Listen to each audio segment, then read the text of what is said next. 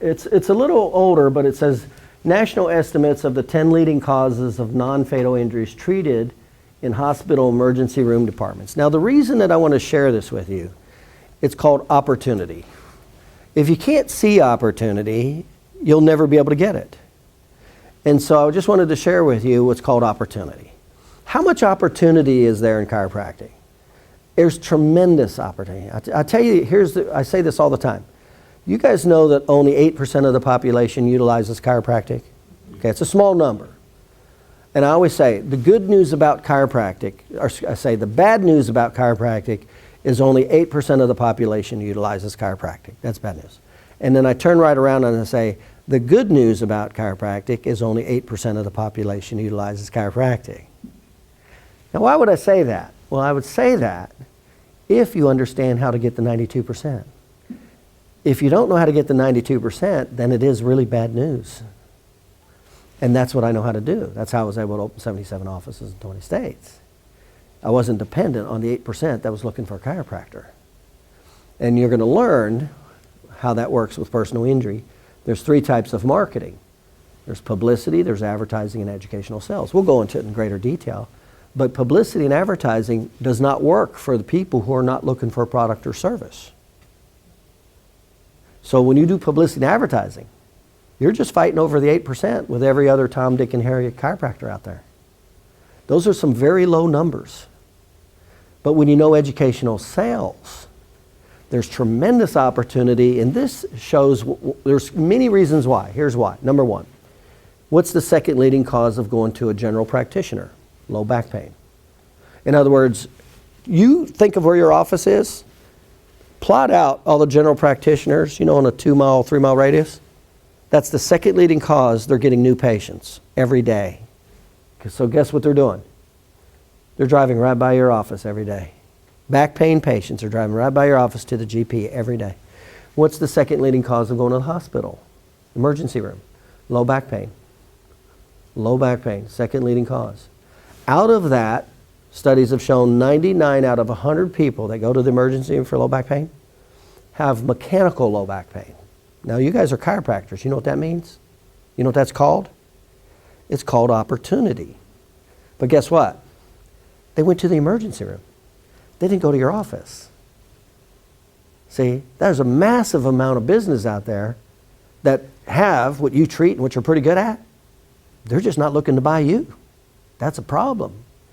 And so that's why only educational sales attracts those people. So if you don't know educational sales, you never can attract the 92%. You're stuck. So what's the second leading workers' compensation injury? Low back pain. So you got low back pain, general practitioner, low back pain, emergency room, low back pain, workers' compensation. But chiropractors are complaining, and I'm only talking about low back pain. I'm not talking about any other condition. And then you have chiropractors complaining, I don't have enough new patients. No, there's way more new patients. You just don't know how to attract them. You don't know educational sales, and they're not looking for you. And there you are. You're stuck with your 8%. Now you're fighting over all the 2 or 3 or 4 other offices in your little community. That's why I told you I was in a bedroom community of population of 3,000 with 4 other chiropractors. We would see 350 patient visits a week, and I had 2 full-time associate doctors. That's why. If I was only dependent on the 8%, I wouldn't have any associate doctors, and I'd probably been seeing 80, 60 visits a week. But that wasn't the case. I knew educational sales, so I knew how to attract the 92% that were not seeking chiropractic care. Now, do all of those people have problems? No, 3 out of 4 of them do. 3 out of 4. But let me tell you, 75% of 92% is still a way bigger number than 8%. Here's what it is. 68% versus 8%. I know how to go to where there's 68% and pick them out like that. Only educational sales does that. That's called the S-curve of economics. I teach it. I'm the only chiropractor that teaches it. How do I know that? I taught it in 3 chiropractic colleges. I was the only one that taught it. Everybody else is teaching subluxations. That's not the S-curve of economics. That's not why people come into your office. Out of 77 offices in 20 states, how many patients have I had come into my office and said, I'd like to get my subluxations checked. Zero. But the chiropractors are telling you to promote it in your office the very next day. They're telling you to promote something nobody buys. And then they tell you to go ahead and do it the next day. That's the chiropractic profession. That's another reason it's stuck at 8%. What this chart shows, fourth leading cause, unintentional motor vehicle accident. Fourth leading cause of the emergency room. Fourth leading cause. Here's what else it's going to get exciting. When you know marketing, this gets very exciting when you know marketing.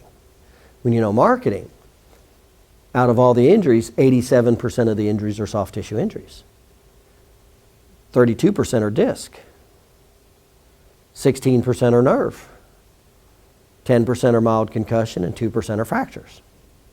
So what does that mean? Well, what kind of doctor would be the kind of doctor that would be best suited to treat a fracture? Well, not you. An orthopedist, treat a fracture. Well, what's the good news for you? It's only 2%. What do you care? They can have 2%. Take it. You can take your fracture, buddy. Go at it. Right? How about mild concussion? 10%. Are you known as the mild concussion expert? Are you branded as a mild in the marketplace? The marketplace, not your chiropractic magazine. If you looked at your chiropractic magazine, you would think you could do everything. I'm talking about the real world, the people that pay you. That's what I'm talking about.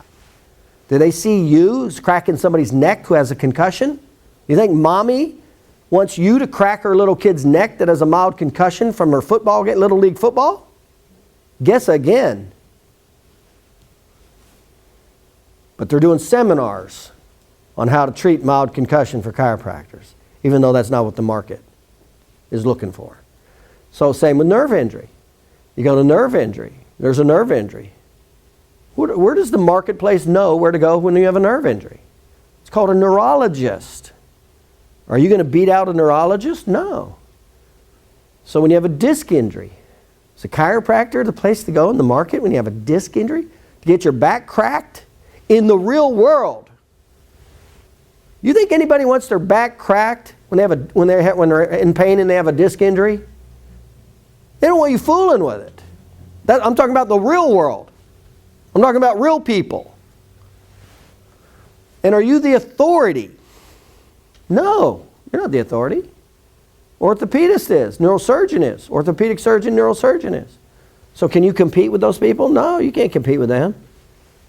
Personally you can. Now you're personally selling yourself, not the profession. The profession is not branded. No. 87% are soft tissue injuries. So you got the most, well, who's the best at treating soft tissue injuries? An orthopedic surgeon? No way. A neurosurgeon? No way. A general practitioner? No way. The person that comes the closest is a physical therapist, and they're just the best in one of the three phases of healing. They're the best in the rehabilitation phase, the remodel phase of healing, not the inflammatory phase or the repair phase. And it's the repair phase that's going to be responsible for the permanency of an injury.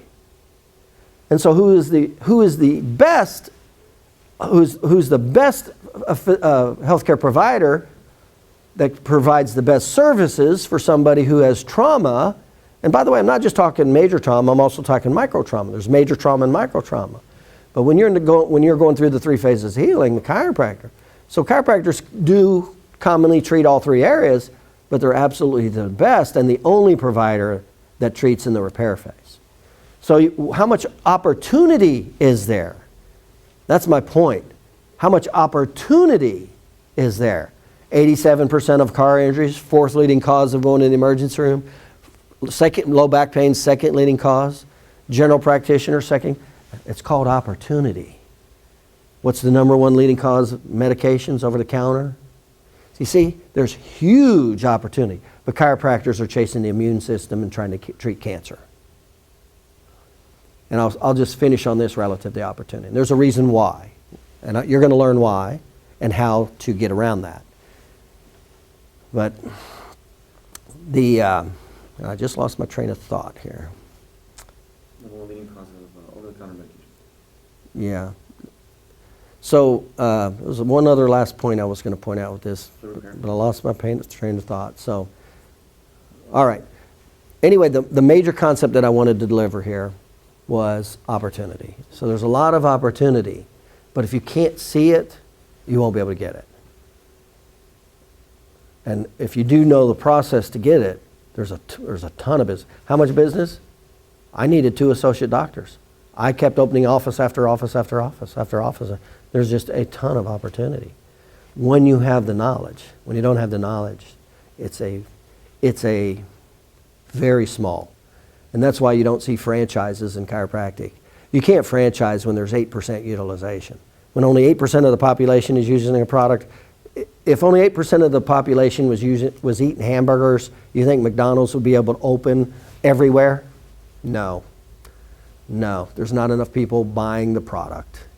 This was what I forgot that I was going to say. Chiropractic is not the leader of any category. Not any health category at all. Are you aware of that?